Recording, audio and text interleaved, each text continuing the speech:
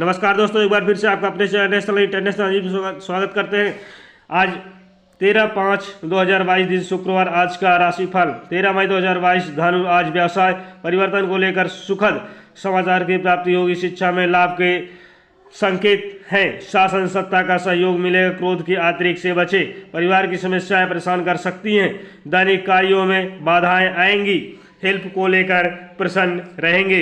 रूस के खिलाफ प्रतिबंध बढ़ाने को लेकर जापान और यूरोपीय संघ EU राजी हो गए हैं। दोनों देशों के नेताओं ने हिंद महासागर क्षेत्र में इस युद्ध के असर को लेकर चिंताएं जताई, जहां चीन की बढ़ती पैठ के बीच वे आपसी भागीदारी मजबूत करने के समेत सहयोग बढ़ाना चाहता है।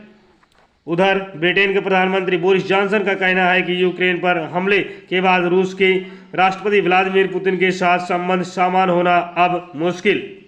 अब तक कोरोना महामारी से अमेरिका सबसे ज़्यादा प्रभावित हुआ है। ताज़ा आंकड़ों के मुताबिक देश भर में अब तक 10 लाख से ज़्यादा लोगों को वायरस ले चुका है।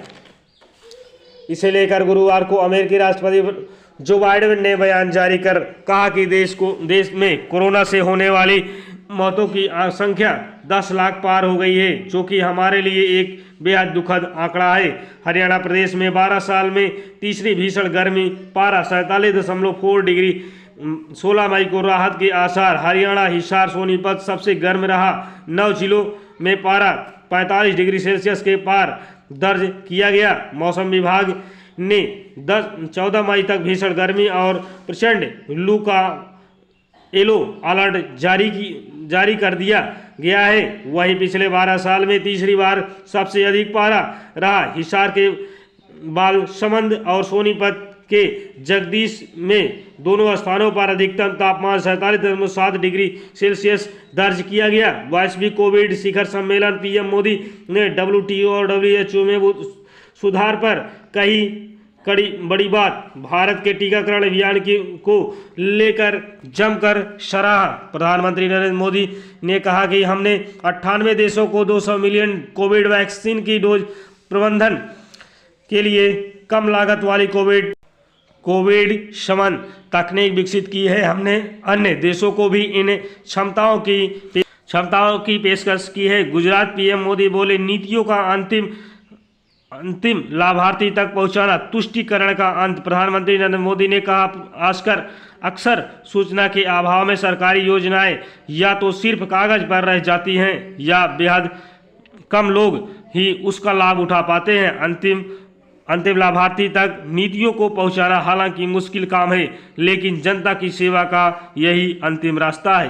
कांस फिल्म फेस्टिवल 2022 कान महोत्सव में रॉकेटी का होगा वर्ल्ड प्रीमियर। इसरो वैज्ञानिक के जीवन पर आधारित यह film Cannes film festival 2022 Bharat के लिए कई मामलों में खास है।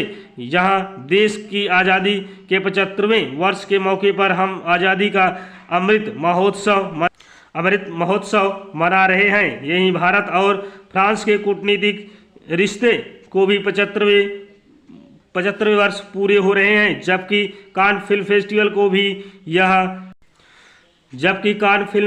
को भी यह 75वीं वर्षगांठ है।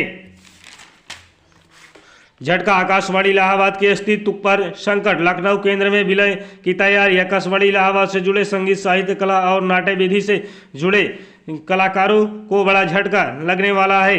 प्रसार भारती की अनुमति के बाद आकाशवाणी के इलाहाबाद केंद्र का लखनऊ विलय होने जा रहा है। आकाशवाणी इलाहाबाद को अब लखनऊ केंद्र में विलय करने की तैयारी है। प्रसार भारती के इस कदम से दर्जन भर से अधिक लोकप्रिय कार्यक्रमों के प्रसारण बंद हो जाएंगे। इतना ही नहीं, इससे 50 कर्मचारी भी प्रभावित होंगे। इस केंद्र से सुमित्रा नंदन पंत, निराला और महादेवी जैसी विभूतियां जुड़ा रहा है। यूपी बोर्ड प्रायोगिक परीक्षा से वंचित विद्यार्थियों को 17 से 20 मई तक मौका।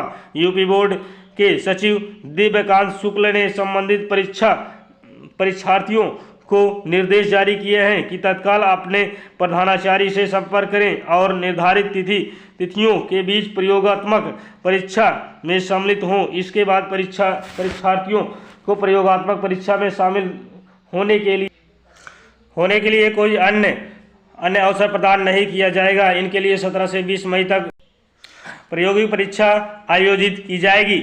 यूपी सूबे के राजकीय पॉलिटेक्निक कॉलेजों को मिले 18 प्रवक्ता, अंतिम चयन परिणाम जारी। उत्तर प्रदेश लोक सेवा आयोग की ओर से प्राविधिक शिक्षा विभाग के अग्रिम प्रवक्ता विद्युत अभियंत्रण के 18 पदों, अनारक्षित 3 ओबीसी 7 एससी 8 और महिलाओं के लिए 3 पद पर सीधी भर्ती के तहत 26 अप्रैल